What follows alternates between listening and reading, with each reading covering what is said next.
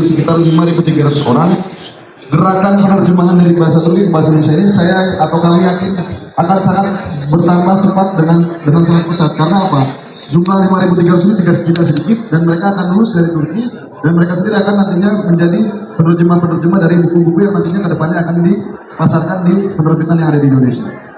Endonezyadan Türkçe'ye çevirilere baktığımız zaman ise gene kendi ajansımız üzerinden son 6 yıl üzerinde baktığımız zaman 15 başlığın Endonezyadan Türkçe'ye çevrildiğini, genel olarak Türk piyasasındaki kitapları incelediğimiz zaman da bu 15 rakamının toplamda aslında genelde 50 civarında bir eserin Endonezyadan Türkçe'ye çevrildiğini söyleyebiliriz. Dan memang di Turki sendiri bukan tidak ada buku-buku Indonesia diterjemahkan ke bahasa Turki, tapi di sana juga ada beberapa buku yang diterjemahkan di sana. Ada sekitar 15 buku yang diterbitkan oleh 5 penerbit dari Indonesia. Itu angka resminya, tapi kami memperkirakan ada sekitar 50 buku lebih yang telah diterjemahkan ke bahasa Turki, dari bahasa Indonesia ke bahasa Turki. Endonezya'daki İslami çocuk edebiyatının diğer bölgelerdeki yapılanmaya edebiyata göre daha güçlü olduğunu söyleyebiliriz. Bu kitapların daha çok Türkiye'de karşılık bulduğunu da ifade edebiliriz. Edebi daha çok fiction eserlerden çok çocuk edebiyatı üzerinde ve özellikle de İslami çocuk edebiyatı üzerinde bir tercüme hareketinin olduğunu gözlemlemekteyiz. Dan juga kami memperhatikan bahwa sampai hari ini memang pasar di Indonesia ini masih dikuasai oleh buku anak-anak yang bergenre atau bertema mengenai kehidupan Islam yang ada di sini. Dan ini membuat kami juga sebagai penerbit ataupun sebagai agensi yang ada di Turki, kami di sini akan lebih fokus lagi untuk bisa melakukan intersepsi di pasar Indonesia dengan judul dan juga dengan jenis buku yang tadi sudah kita pahami dengan sesuai dengan pasar Indonesia. Son olarak özellikle her iki ülkedeki çeviri destek fonlarının bu tarz karşılıklı çeviri hareketlerini arttıracağını ve özellikle iki ülke arasındaki kültür birliğinin önümüzdeki günlerde karşılıklı olarak ülkelerdeki onur konukluğunun arttırılması, fuarlara karşılıklı ziyaretler, uluslararası farklı kitap fuarlarındaki buluşma ortamlarının arttırılmasıyla daha da artacağına inanıyoruz. Teşekkür ediyorum. Sebelum saya mengakhiri pembicaraan saya pada sore ini, saya ingin menyampaikan bahwa dengan adanya bantuan mungkin dari organisasi-organisasi penerjemahan yang ada di depan sana, dengan diadakannya mungkin pameran-pameran buku internasional yang ada di luar sana, dengan diadakannya pertemuan-pertemuan antar penerbit dari Indonesia dengan penerbit lainnya yang ada di dunia sana, saya mempercayai bahwa dalam beberapa waktu ke depan, jumlah buku terjemahan dari bahasa Turki ke bahasa Indonesia ataupun dari bahasa Indonesia ke bahasa Turki akan sangat bertambah, sangat banyak di beberapa tahun ke depan. Dan kami percaya bahwa semua yang ada di sini akan sangat penasaran akan menunggu buku-buku apa saja nantinya akan lahir dari penerbit dari Indonesia maupun penerbit dari Turki yang ada yang nantinya akan lahir di negara mereka masing-masing. Mungkin itu yang bisa saya sampaikan. Terima kasih.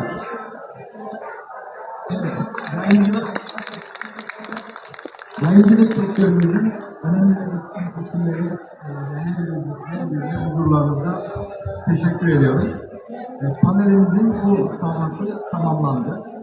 Saya ingin menyampaikan bahwa beberapa narasumber kami tadi sudah menyampaikan mengenai sedikit banyak industri dari penerbitan yang ada di Turki saat ini, dan dari hal yang tadi disampaikan mungkin nanti dari peserta yang ada di sini bisa ingin menyampaikan beberapa pertanyaan, silakan.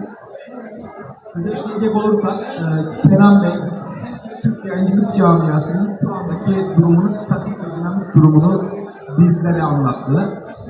Dan tadi dari pertama sendiri sebagai narasumber Bapak Kenan sendiri sudah menjelaskan industri penerbitan Turki saat ini kondisinya seperti apa dan dinamika di sana seperti apa, sudah dijelaskan oleh beliau.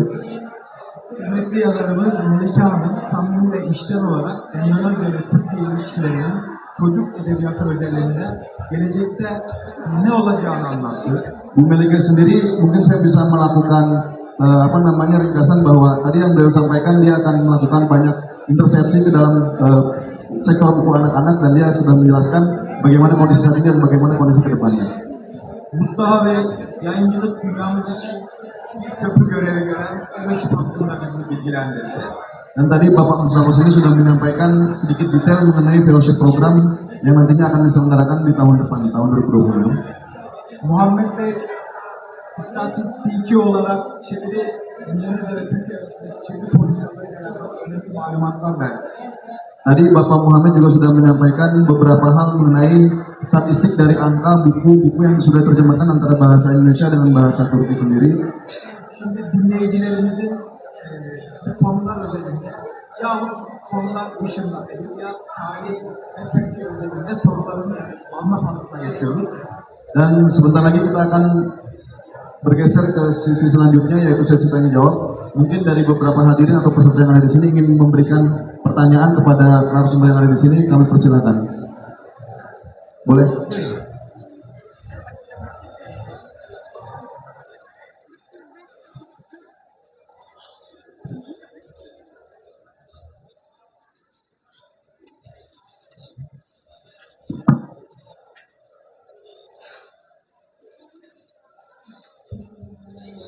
Boleh memperkenalkan diri, nama lengkap, mungkin penerbit atau mungkin penikmat buku, silakan. Terima kasih atas kesempatannya. Boleh agak keras ya, Bu? Ya, Bismillahirrahmanirrahim. Terima kasih atas kesempatannya dan presentasinya yang sangat insightful. Nama saya Astrid.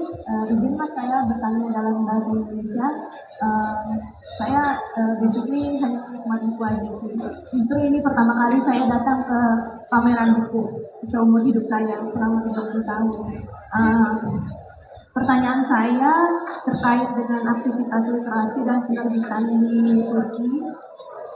Saya melihat bahwa pada masa pandemi COVID, pada masa krisis tersebut tidak ada penurunan signifikan terhadap aktivitas literasi maupun penerbitan yang ada di negara selatan seperti itu. Bagaimana Turki bisa menjaga produktivitas tersebut dalam masa-masa krisis COVID, terutama pada masa pandemi. Kemudian sejauh mana peranan pemerintah baik dalam skala regional maupun nasional dalam mendukung aktivitas penerbitan dan literasi pada masa krisis tersebut. Terima kasih.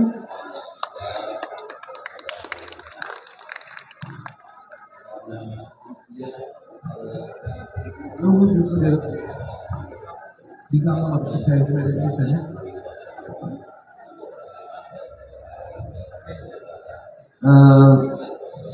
Seorang kardeşimiz ismi Astrid, 30 yaşında, kendisi kitap sever. Hayatında 30. yıla girmiş ama hiç kitap fuarına katılmamış. Bu kitap fuarıymış. Sorduğu soru şu. Şimdi istatistikler gösteriliyor burada sizin tarafınızdan. İlgisini çeken bir istatistik var. Pandemi sürecinde istatistik olarak ona bir düşüş, yani o görmüyor veya düşüş olsa da çok fazla olmuyor. Dolayısıyla şunu sormak istiyor.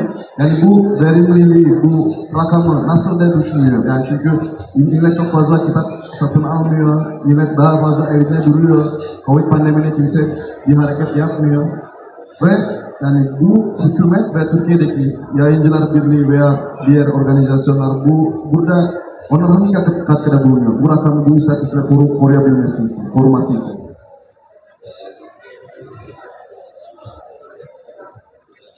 Şimdi çok güzel bir soru.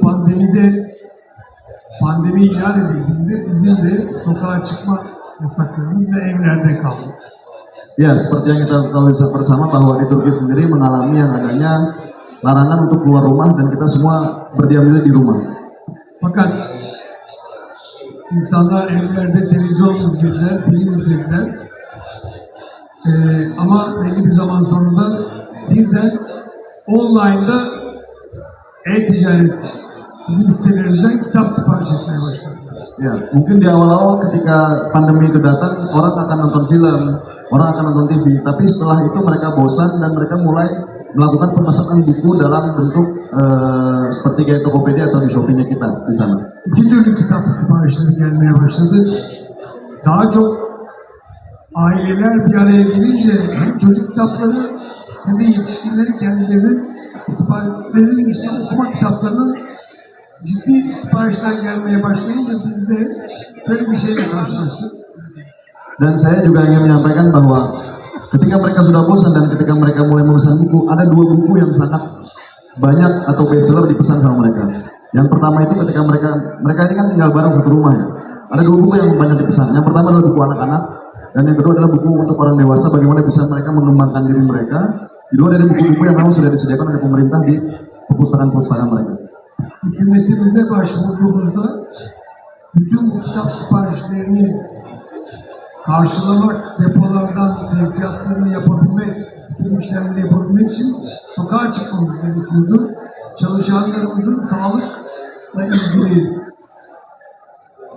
onların güvencelerini alarak, hükümetten de izin alarak, özel izinlerle kitapların depolara gidip okurlara ulaşması için kargo şirketleriyle birlikte kitapları okurlara ulaştırdık.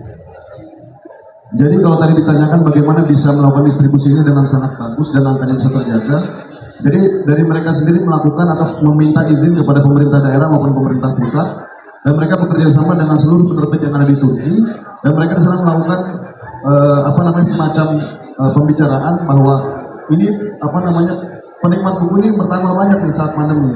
Bagaimana kita bisa melakukan mengambil solusi di saat pandemi ini ketika kita tidak bisa keluar dari rumah. Akhirnya mereka meminta izin kepada pemerintah daerah maupun pemerintah pusat untuk bisa mengambil buku-buku tersebut di gudang-gudang mereka, dan mereka bisa membagikan itu dengan pasti izin khusus dari pemerintah pusat maupun daerah untuk bisa melakukan distribusi buku-buku tersebut.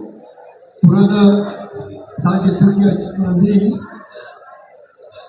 yönetim kuruluna yer aldığım Uluslararası Yayıncılar Birliği'nde de gördüğümüz edebiyatın iyileştiriciliği bütün dünyada aslında kendini gösterdi ve insanlar edebiyatla bu pandemiyi aştılar, kitaplar okudular, evlerinden çıkmadılar ve onlar için belki de en büyük hayal gücü sadece sinemalar, sadece filmler değil, kitaplarla beraber olduğunun tespitini var elimde benim. Onun için de belki en fazla kitap okunan dönem olduğunu ve edebiyatın bu iyileştirici gücüyle de hem yayıncılar hem yazarlar ayakta kaldılar.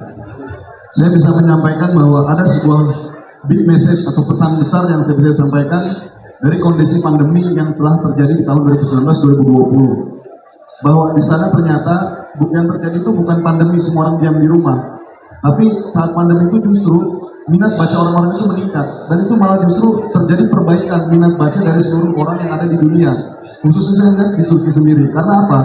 Karena saya tidak bisa berpikir bahwa kalau misalnya manusia itu terus sibuk dengan kegiatannya, mereka tidak akan punya waktu untuk membaca buku. Tapi ketika pandemi itu ada, mereka diam di rumah, tidak pergi kemana-mana, mereka akan mencari opsi-opsi lain untuk bisa menghibur diri mereka sendiri. Mereka bosan dengan film, mereka bosan dengan TV, akhirnya mereka apa? Mereka buka buku, mereka baca buku. Mungkin ini pandemi itu penyakit, tapi buat sektor atau industri penerbitan ini adalah sebuah obat. Ini adalah sebuah perubahan dalam, bisa dikatakan, industri penerbitan. Ketika mereka yang lain susah, justru industri penerbit ini di Turki sendiri malah terjadi peningkatan, dan akhirnya para penulis industri penerbitan malah justru mereka bisa hidup dan bisa bertahan sampai hari ini. Ben de bir şey eklemek istiyorum. Dan saya ingin menambahkan mungkin dari yang disampaikan Bapak Kenan. Son 10 yılın biz kendi yayınımızda, Erdem yayınlarında yeni ürettiğimiz kitap istatistiklerine baktığımız zaman enteresan bir şey gördük. 2021 ve 2022 en çok yeni kitap bastığımız yıl oldu. Herkes evde çalışıyordu. Ondan sonra ürettiğimiz yeni kitapların sayısı böyle çok hafif olarak azalmaya başladı. Ya, saya ingin menyampaikan juga sebuah statistik yang mungkin juga cukup mengagetkan ya untuk semua yang ada di sini, bahwa di tahun 2020-2021 ketika semua WFH, bahasa orang kita ya, atau semua bekerja di rumah, kita juga bekerja di rumah. Tapi di tahun itu justru tahun yang paling banyak kita cetak buku pada masa pandemi. Evde anneler ve babalar çocuklarını ekrandan korumak için gerçekten çok fazla çocuk kitabı satın aldılar. Ve de öğretmenler aynı şekilde çocuklara kitap aldırdılar evde eğitimden geri kalmasınlar diye. Dan saya juga melihat bahwa, karena saya mengalami sendiri dari keluarga saya, bahwa orang tua ini ingin menjauhkan anak-anak itu dari layar. Dan ketika mereka mencari solusi untuk bisa menjauhkan anak-anak ini dari layar, mereka nggak mungkin terus memperlihatkan mereka televisi, itu nggak mungkin. Akhirnya mereka apa? Banyak beli buku untuk bisa mendidik anak-anak mereka, dan juga para guru-guru yang ada di sana, mereka memberikan tugas untuk bisa para anak-anak itu untuk membaca buku. Dari situlah kita bisa mengambil pelajaran bahwa di saat itu malah justru buku banyak dicetak dan banyak dibeli oleh masyarakat Turki pada saat pandemi.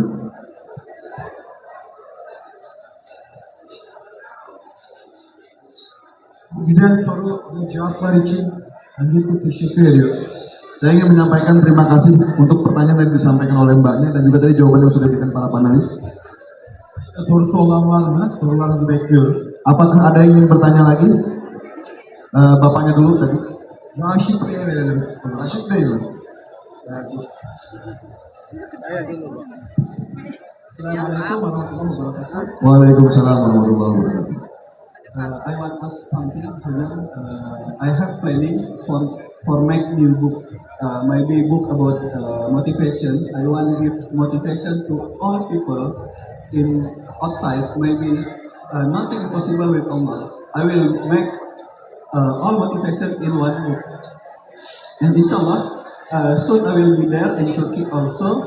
I want to ask how step for me for make a new book and how to Turkish procedure or Turkish what I say bagaimana Mungkin bisa dengan- how Turkish rules for my planning. I Berarti Mas Rasyid mau cetak atau mau menerbitkan buku di Turki? Iya, mau mencetak buku di Turki. Oke. Terus bagaimana rules di Turki bagaimana gitu?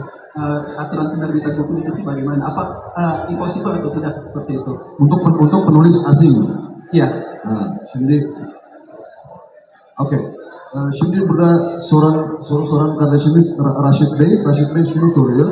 Ben şimdi az zaman sonra Türkiye'ye gideceğim okumak için.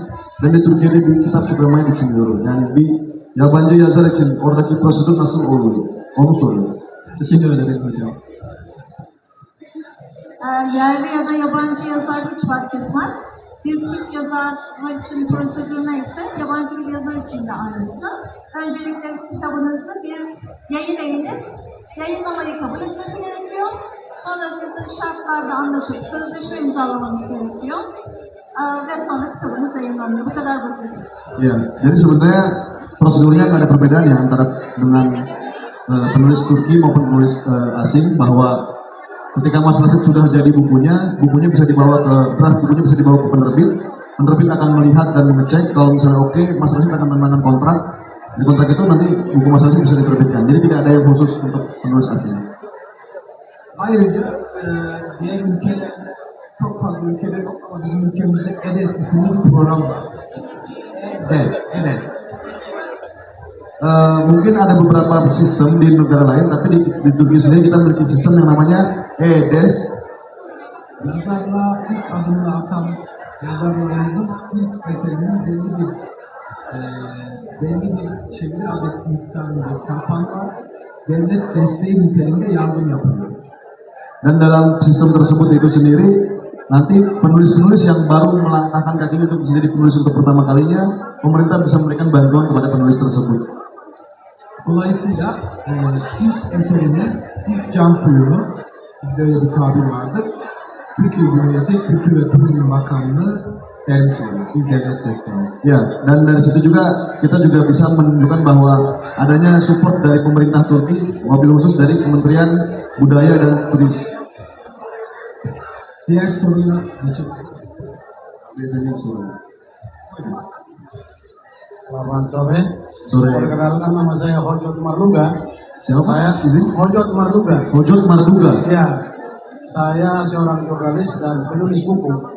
Saya sudah menulis 40 buku. Pertanyaan saya sebenarnya hanya dua. Pertama, apakah bangsa Turki punya minat baca yang bagus di sana? Karena saya bayangkan di negara saya Indonesia ini kita lemah di literasi. Ada satu penelitian, ada 61 negara yang melek literasi. Indonesia ini nomor 60. Hanya satu di bawahnya itu Botswana. Botswana itu di Afrika. Itu artinya negara yang berpenduduk 280 juta ini sangat lemah minat bacanya. 1000 orang hanya satu pembaca. Ini memuriskan sebenarnya dan dampaknya ke penulis. Pertanyaan saya kedua, apakah di Turki juga apresiasi untuk para penulis? Kami di Indonesia ini belum bisa dibanggakan profesi dari penulis. Saya bayangkan misalnya, saya contohkan, saya sudah menulis 40 buku, Tapi secara ekonomi saya tetap masih terseok-seok begitu. Apakah di Turki ada ruang kesempatan bagi para penulis untuk serius menulis buku? Itu pertanyaan saya. Terima kasih. Evet. Şimdi soran arkadaşımız ismi Hoca. Kendisi muhabir. 40 tane kitap yazmış. 40 tane kitap yazmış. İki tane soru sordu bize. Birinci soru da biraz istatistikten bahsediyor. Şimdi Endonezya'da okuma oranı çok düşük bir ülke olduğunu söyledi. 1000 kişiden sadece 1000 kişi sorduğunuz zaman sadece bir kişi kitap okuyormuş. Ve soru şu, Türkiye'deki kitap okuma oranını soruyor. Birinci soru. İkincisi, şimdi mesela kendisi 40 tane kitap yazmış. 40 tane kitaptan mesela ben gördüğüm kadarıyla buradaki yazarlar çok iyi bir konumda olduğunu görüyorum. Ama ben şu an 40 tane kitap yazmış ama benim ekonomik durumum iyi değil. Yani Türkiye'deki durum nedir? Yani mesela yazarların durumu nedir? Çünkü Endonezya'daki yazarlar çok fazla nasıl diyeyim size, hürmet görmüyor yani buradaki yazarlar. Dolayısıyla Türkiye'deki durumlar nedir yani mesela bir yabancı yazar oraya gidip de kendi kitaplarını yazarsa acaba kendi durumu değiştirebilir mi değil mi? Onu soruyorum.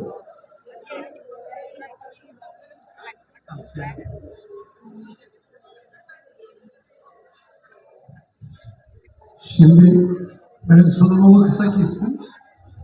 Şöyle aktarayım. Birincisi yerli yazarlarımızın bundan 20-25 yıl önce sadece yazdıklarıyla geçinen yazar sayımız bir elin parmakları kadar. 20-25 yıl önce. Yani sadece yazdıklarıyla bir gelir elde edip hayatını sürdürenler çok azdı. Fakat demin istatistikleri verdiğim giderek yayın sayısının artmış olması, yayıncılık sektörünün dinamiklerinin gelişmiş olmasıyla bugün yazdıklarıyla geçinen çok büyük sayıda yazarlarımız var. Şöyle bir bilgi vereyim. İlk kitabı basıldığında sadece Türkiye'de 200 bin ve 100 bin adet kitabı basılan neredeyse ona yakın yazarımız var. 100 binin altında, 100 bin ile 50 bin arasında kitabı basılan yazarımızın 50 ve 100'e yakın var. Buraya kadar sonra devam edelim.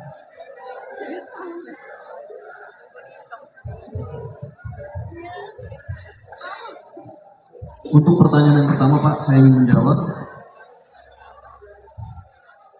Dalam 20 sampai 25 tahun terakhir, saya bisa menyampaikan di Turki sendiri memang, di belakangan, bukan terakhir, belakangan, mungkin jumlah penulis yang karyanya itu memang sangat-sangat bagus dan dihargai di sana, memang jumlahnya bisa dihitung dengan jari kata beliau. Tapi dalam beberapa waktu belakangan ini, mungkin 10-15 tahun belakangan ini, saya bisa menyampaikan bahwa jumlah penulis kami banyak yang bisa hidup dengan standar yang sangat layak di Turki itu sendiri. Saya bisa menyampaikan ada sekitar hampir 30 sampai 50 penulis kami yang terkenal dan mereka sudah mencetak sampai per orangnya itu 100 sampai 200 ribu buku per orang. Dan untuk yang sudah mencetak 50 sampai 100 ribu buku itu ada sekitar 50 sampai 100 orang. Tapi penulis. Şunu söylemekte fayda var. Türkiye'deki yayıncılık endüstrisi sadece yazarın kitabını basmasıyla ve kitabın piyasaya sunulmasına kalmıyor. Kitabın tanıtımıyla ilgili hem sosyal medyayı hem diğer mecraları kullanan çok ciddi bir pazarlama faaliyeti var kitabın tanıtımıyla ilgili. Dan industri penerbitan di Turki sendiri kenapa bisa berkembang dan maju sampai hari ini dikarenakan para penerbit di sini tugasnya tidak hanya menerima dan menerbitkan buku saja, tapi mereka mencari inisiatif atau memberikan masukan kepada si penerbit, kepada si penulis, dan juga mereka sendiri untuk bisa bagaimana bisa memasarkan buku itu dengan sangat baik. Dari situ perkembangan itu bisa dilihat dari statistik yang tadi kami sampaikan di depan. Kitapların hem kitap evlerine dağıtılması hem de e-ticaret sitelerinden kitapların satılması ile ilgili çok ciddi faaliyetler olup kitap satışları belli bir noktaya kadar artarak devam eden bir durumu var. Dan sampai saat ini mereka tidak hanya fokus saja pada buku cetak yang hard copy. Karena dari situ mungkin peminatnya sekarang sudah mulai berkurang, tapi mereka fokus juga kepada digital platform maupun e-book. Dan ini mereka bekerja sama langsung dengan bahasa di kita marketplace yang ada di negara kita. Aynı zamanda kitapların okullarda öğretmenler tarafından beğenilerek kaynak kitap olarak önerilmesi için ayrı ekipler okullara kitapların tanıtımı, öğretmenlere kitapların tanıtımı için çok ciddi şekilde çalışmalar yapıyorlar. Ve her yılın sonunda da bu kitapların öğretmenler tarafından tavsiye edilen özellikle çocuk kitapları ve gençlik kitaplarının çok önemli bir pazar yaratıyor. Dan penerbit di sini perannya sangat penting. Karena apa? Mereka tidak hanya tadi saya sampaikan mengambil buku dan menerbitkan, tapi mereka harus aktif memasukkan buku-buku, misalnya contoh buku anak-anak atau buku anak muda atau buku akademik. Mereka langsung turun ke sekolah-sekolah dan juga lembaga-lembaga pendidikan yang sudah sampai di level universitas. Dan mereka meminta buku mereka untuk dipromosikan di sekolah-sekolah tersebut atau di lembaga-lembaga pendidikan tersebut. Dari situ kita bisa memahami bahwa memang peran penerbit di sini sangat penting, bahwa mereka fokus tidak hanya menjual saja di toko mereka sendiri atau menjual saja di sosial media, tapi mereka sampai turun dan memiliki tim khusus untuk bisa memasarkan buku tersebut. Tabii bu kendi ülkemizdeki kitap satışlarının dışında bizim dilimizden okuyabilen Azerbaycan gibi ülkelere kitap ihracatımız var. Ama bir yandan demin Melike Hanım'ın anlattığı kitapların başka dillere çevrilmesinden de ciddi gelirler elde edilip bu gelirler yazarlarla da paylaşılan ayrı bir gelir de var. Ya, seperti yang saya sudah sampaikan juga tadi di presentasi tadi bahwa tidak buku-buku yang dicetak di sana juga tidak hanya untuk pasar Turki saja, tapi karena ada beberapa negara juga yang memiliki kesamaan bahasa dengan Turki, yaitu misalnya contoh Azerbaijan. Jadi kita impor juga buku yang kita cetak di Turki untuk bisa dipasarkan di pasar Azerbaijan. Dan juga beberapa negara lainnya, seperti negara-negara tadi saya sampaikan tadi bahwa banyak buku juga yang kita terjemahkan dari bahasa Turki ke bahasa lain yang lainnya. Dan dari situ kita juga mengambil banyak keuntungan dan keuntungan yang cukup untuk bisa dibagikan untuk para penulis. Son bir şey.